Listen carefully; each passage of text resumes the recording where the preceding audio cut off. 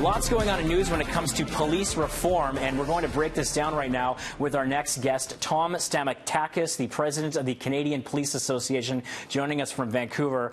Good morning to you, sir, and welcome to BT. Good morning. So there are lots of issues to talk about here. Let's first start with the growing petition that calls for RCMP officers to wear body cameras. This has over 20,000 people now in support of it. Do you think this is a possible solution to law enforcement being more transparent? Look, we don't have an issue with body-worn cameras. I think the main issue in law enforcement is the cost. And at a time when law enforcement services are struggling with resources, we're in the middle of a pandemic, and there have been conversations about cost. I'm just not sure how that's going to be paid for. And I think in terms of people's expectations, I don't think body-worn cameras are going to meet those expectations. Why do you think that wouldn't be a solution? Because it's just one piece of what would happen in the aftermath of an incident involving the police. There still would need to be an investigation. The video gives you one perspective. Often it's an incomplete perspective. And we've seen that from the research that's been conducted in the U.S., where they're more widely used, and in some of the jurisdictions here in Canada where there have been pilot programs. Are there growing concerns in many areas in Canada and the U.S. to defund police? And I kind of scratch my head when I think about this, because on the one hand, you've got money that could be used in other areas of the community, but then the police as an organization are there to uphold the laws and provide safety and security for citizens. So how would defunding police organizations really help this whole thing? Well, I scratch my head, too, because I don't even know what it means.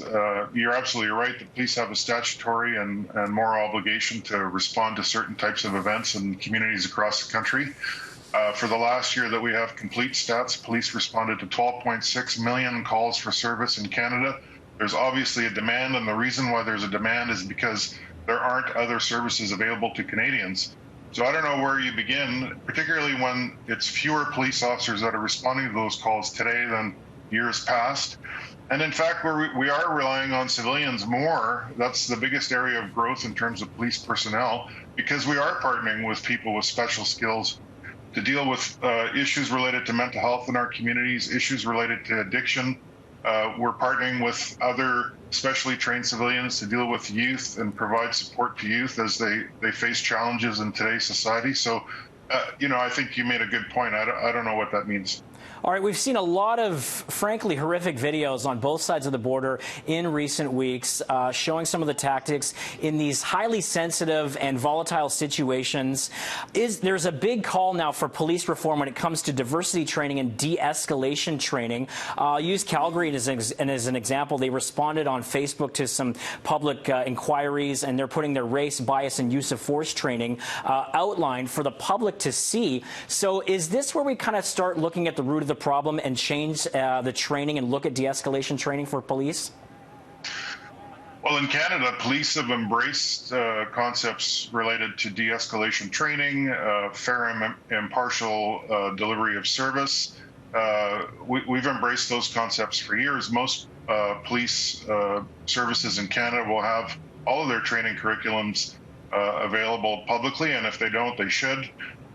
Police training in this country is governed by the provinces. There are statutes that exist in each province that set out police training standards.